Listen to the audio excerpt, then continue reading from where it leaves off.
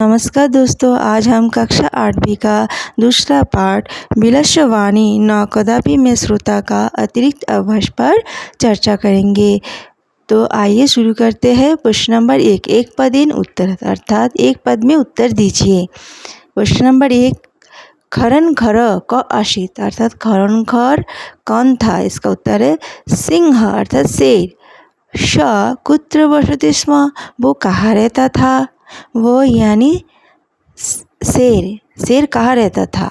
इसका उत्तर है वने अर्थात वन में। श कदा गुहाम अपश्यत अर्थात उसने कब गुफा को देखा? इसका उत्तर है सूर्यास्त समय अर्थात सूर्यास्त के समय में। प्रश्न नंबर 2, पूर्ण वाक्येन उत्तर अर्थात पूर्ण वाक्य में उत्तर दीजिए।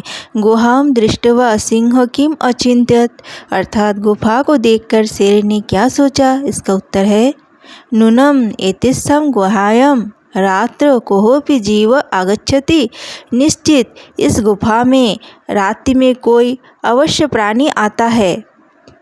एतत् विचिन्त्य स किम अकरोत् ऐसा सोचकर उसने क्या किया? इसका उत्तर है श तत्रैव गुहां निगूढ़ भूत्वा अतिष्ठत् ऐसा सोचकर उसने गुफा के आसपास ही छुपकर बैठ गया। प्रश्न नंबर 3, संधि विच्छेद व क्रियतम अर्थात संधि अथवा विच्छेद कीजिए। शुद्धार्थ इसका होगा शुद्धा प्लस अर्थ, अत्रैव अत्र प्लस एव।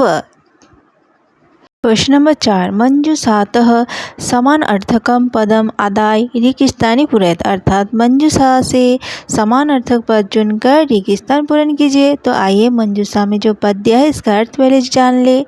कंपनम अर्थात कांपते हुए, आकारोष्यसि अर्थात पुकारोगी, शब्दम आवाज, विशालम विशालाकार, एवं ऐसा, बुभुक्षित भूख प्यास से व्याकुल, गमिष्यामि चला जाऊंगा, महतीम इसका होगा विशालाम, शुद्धार्थ इसका होगा बुभुक्षित, यशामि गमिष्यामि बेफुथ, कंपनम रवम शब्दम, आहोष्यसि आकारोष्यसि, इत्थम एवं। नंबर 5, शुद्धस्य कथनस्य समक्षम आम अशुद्धस्य च समक्षम न इति लिखत अर्थात शुद्ध कथन के सामने आम और अशुद्ध कथन के सामने न लिखिए। प्रश्न नंबर 1, दधिपुच्छ सिंह पद पद्धतिम पश्यति अर्थात दधिपुच्छ ने शेर की पैरों की निशान देखा, ये सही है तो होगा आम। श तर्कयति यत् उसने सोचा ये, सिंह गुहाया बहिगत शेर गुफा से बाहर आया अर्थात उसने यानी दधिपुच्छ यानी गिधड़ ने सोचा कि शेर गुफा से बाहर आया, नहीं ये गलत है तो होगा 9। श सिंहस्य आह्वानं करति उसने शेर का आह्वान किया यानी पुकारा, उसने यानी गिधड़ ने शेर को पुकारा, नहीं ये गलत है तो होगा 9। श गुहायां प्रविशति उसने गुफा में प्रवेश किया, उसने यानी गिधड़ ने गुफा में प्रवेश किया था, नहीं ये गलत है तो होगा 9। सिंह उच्चै गर्जति शेर ने ऊंची आवाज़ से गर्जना की, ये सही है तो होगा आम। तस्य उच्च गर्जन धनिना पशुवा प्रसन्न अर्थात उसकी ऊंची गर्जना से वन के पशु खुश हो गया, नहीं ये गलत है होगा 9 क्योंकि वन के पशु भयभीत हो गया था। श्रीगालेन बिलस्वाणी पूर्वमोपि श्रुता आसीत् अर्थात गिधड़ ने बिल की वाणी पहले भी सुना था, नहीं ये गलत है तो होगा 9। यह अनागतम करति सशोभते अर्थात जो आने वाला काल का सोचता है वो सुशोभित होता है, ये सही है तो होगा आम। नंबर 6, उचितम पदम चित्वा रिक्तस्थान पूर्ति कुरुत अर्थात उचित पद चुनकर रिक्तस्थान पूर्ण कीजिए। यहाँ पर उचित पद होगा धनी जरा वाणी तो होगा वाणी। विलस्वानी न कदापि में श्रुता अर्थात बिल की बोली मैंने कभी भी नहीं सुना। यहाँ पर उचित पद होगा भजनम समयम आह्वानम तो होगा आह्वानम। इत्थम विचार्य स सिगालस्य आह्वानम अकरत ऐसा सोचकर उसने गिधड़ का आह्वान किया।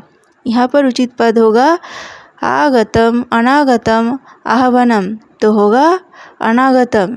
यह अनागतम सशोभते, अर्थात जो आने वाला काल का सोचता है वो सुशोभित होता है। यहाँ पर उचित पद होगा दूरस्थ भयभीत निगूढ़, तो होगा निगूढ़। सिंह गुहायम निगूढ़ भूत्वा अतिष्ठत, अर्थात शेर ने गुफा के पास छिपकर बैठ गया।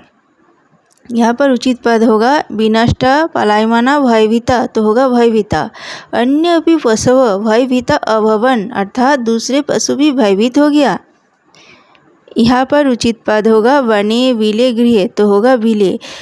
श्रृगालो रात्र कुत्र वसते स्म, अर्थात गिधड़ रात्रि में कहाँ पर रहता है, इसका उत्तर है बिले।